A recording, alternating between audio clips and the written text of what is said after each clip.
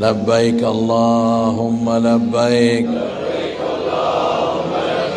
لبيك لا شريك لك لبيك إن الحمد والنعمة لك والملك لا شريك لك. زنانا خويندم دی بیان ته لږ متوجه شي او 2-3 منټه ضروري خبرې در سره کوم. زمارونو د خدای پاک فضل و کرم دی چې کوم مقصد زمونږ او تاسو نیت کړی وی ارادم کړی وه بچیم پرېښي دي ښځې پرېښي دي اهل و عیال هم پرېښي دي وطن هم پرېښي دي هغې دپاره هم پیسې جمع کړي دي د هغې لوی مقصد د نن نه شروع شو. نبی کریم صلی الله علیه وسلم په 8مه ورځ د ذوالحجې نن 8مه ورځ وه د سحر نه صحابو ته ترغیب ورکړ. حضور پاک خو په خپله حج قران و خو صحابو له دا ترغیب ورکړ چې څوک د حج اراده کوي نو هغې دې نیت وکړي او مینا ته دې روان شي. نو چې چا قران و خو د مخکې نه نیت و او که د چا تمتع یا افراد و نو هغې نیتونه وکړل او مینا ته راغلل. دا هم د خدای پاک په مونږ تاسو یو کرم وشي یو فضل.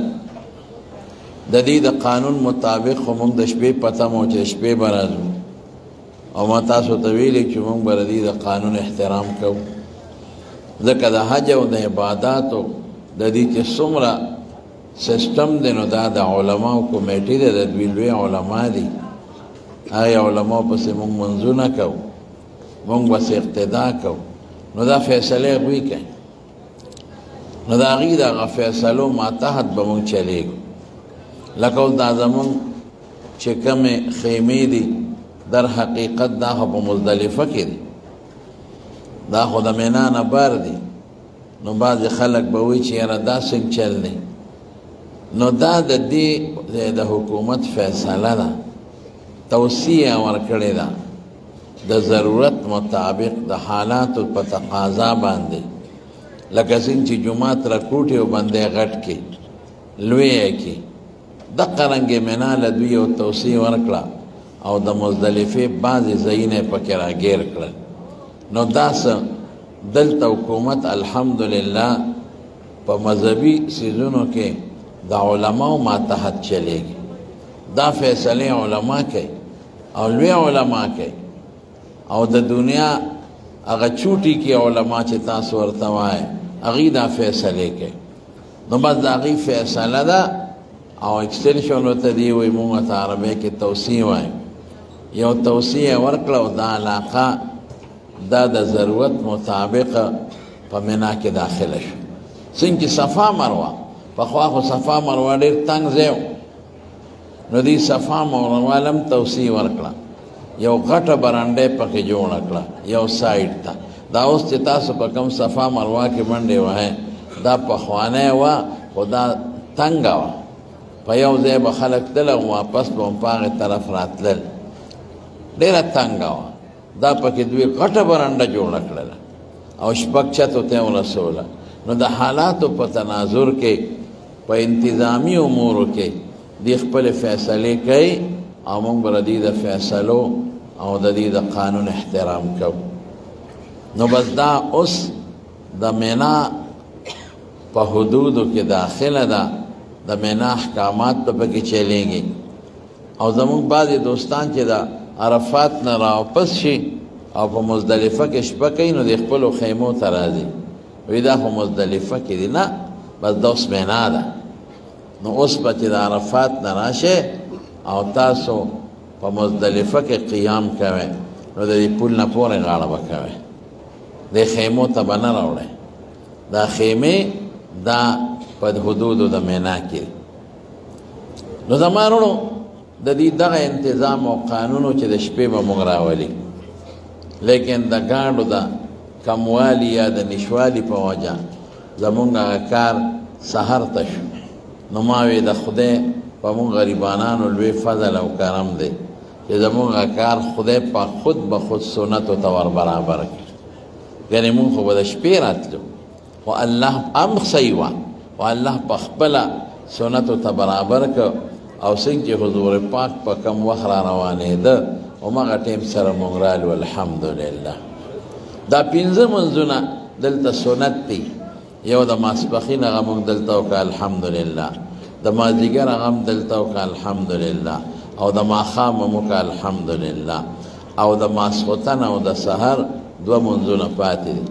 د ماسخوتن به مو کو انشاءالله او د سحر به مو که د دوی انتظامات دو چې یاره عرفات ته د شپې بعضې کسان بوځي نو خیر د سحرج پکې نشته او ګناه پکې نشته، او بیا هغه وخت سره به فیصله وکړو. خو نبی علیہ السلام مبارک فرمایي چې کوم انسان د حج نیت وکړي نو دی به لبیک شروع کړي. لبیک ډېر لوی اجر او ثواب لري.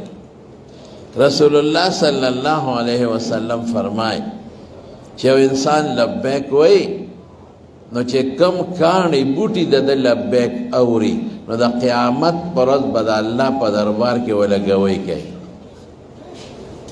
ګوره څومره لوی فضیلت شو.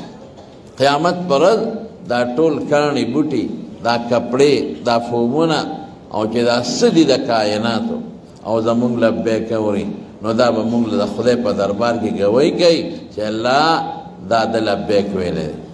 زه پیغام دا په کروڑونو اربونو سیزونه درته ګوی کوي او دا توحید आवाज دی لبیک یا الله د تا ته حاضر ولاړ یم. دا د عاجزۍ आवाज دی. دا الله ته خپله حاضري لګول دی. مونږ خو هر وخت الله ته خپله حاضري لګو.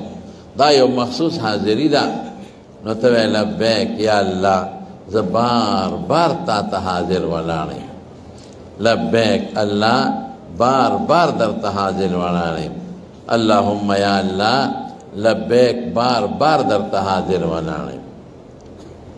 دا چغه به ویل دا رسول الله صلی الله علیه وسلم دا آواز کړی. دا صحابه ویلي او دا د نبی کریم صلی الله علیه وسلم ترغیبات دي. لبیک لا شریک لک لبیک، الله تعالی شریک نشته.